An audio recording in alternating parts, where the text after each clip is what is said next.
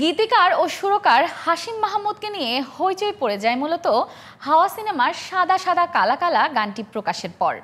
এই গানের মাধ্যমেই তিনি পরিচিতি পান সারা দেশে, এমনকি দেশের বাইরেও। প্রায় 2 বছর পর আবারও গত 23 আগস্ট কোক স্টুডিও বাংলার নতুন গান বাজি নিয়ে এসেছেন হাশিম মাহমুদ। এবার শুধু লেখা ও সুর নয়, গানটি গেয়েছেনও তিনি। সে সম্পর্কে বিস্তারিত জানবো এবারের আয়োজনে। গঙ্গা যদি যাইতে পারি, তোমায় আমি পাইতে পারি, ভ্রমর কালো নদী। তরি যদি বাইতে পারি, সাদা পালু রাইতে পারি, ভ্রমর কালো নদী। নদীতে তুফান উঠিলে, পানি যদি না সেচিলে, অঘটনেও রাজি। তোমায় আমি পাইতে পারি বাজি, ও তোমায় আমি পাইতে পারি বাজি। বাংলা সঙ্গীতাঙ্গনের পরিচিত মুখ হাশিম মাহমুদ।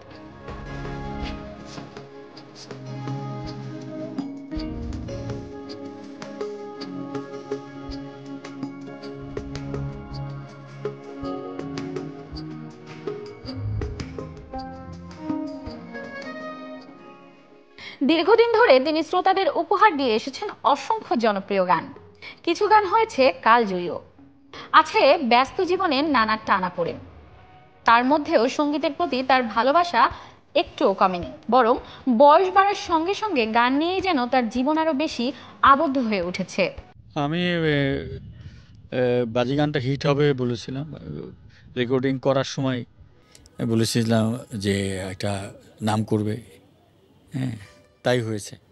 আসলে বোঝা ভালো গান, হ্যাঁ, শুনলেই তো বোঝা যায়, সেটা আমি বলতাম আর কি। তো অনেকের ক্ষেত্রে তো এরকম হয়েছে যে ভালো গান যারা সুর করেছে, কথা লিখেছে, তাদের গান তো জনপ্রিয়, দর্শক নন্দিত হয়েছে। দর্শকদের উদ্দেশ্যে বলবো যে ভালো গান মানে আপনি শুনবেন।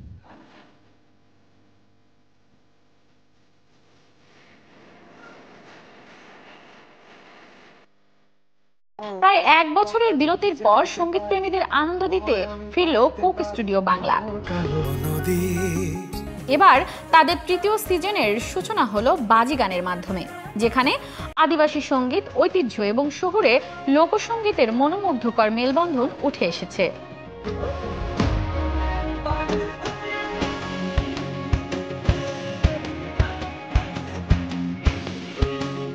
এই গানটি পরিচালনা করেছেন প্রতিভাবান নির্মাতা কৃষ্ণেন্দু চট্টোপাধ্যায়। হ্যাঁ, অবশ্যই ভালো লাগছে। অনেকদিন পরে কোক স্টুডিও আবার গান রিলিজ করলো, সেটা বাজি দিয়ে হলো।